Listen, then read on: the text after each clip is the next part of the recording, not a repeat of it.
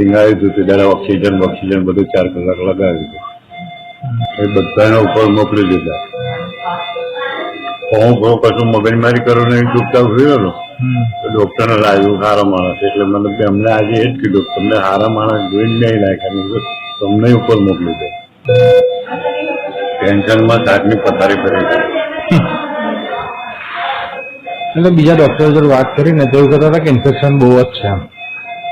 હા તો એમણે એ તો ઇન્ફેક્શન છે વધારે, એટલે એકદમ ફાયદોથી તો કઢાઈને ટ્રીટમેન્ટ એટલે કે 2-4 દિવસ તમારે રહેવું પડશે.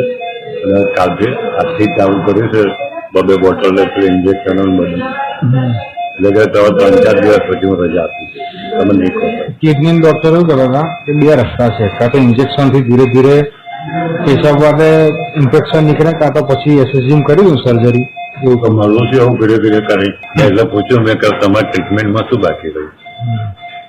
મેં કીધું પેલું પૂછ્યું તો એવું કહ્યું હતા કે ના એવું નહીં થશે, એવું મારે નથી કરવું, મારે તમને ઇન્જેક્શનો ને બોટલો ચડાવીને એનાથી 4 દિવસમાં કાઢવું છે.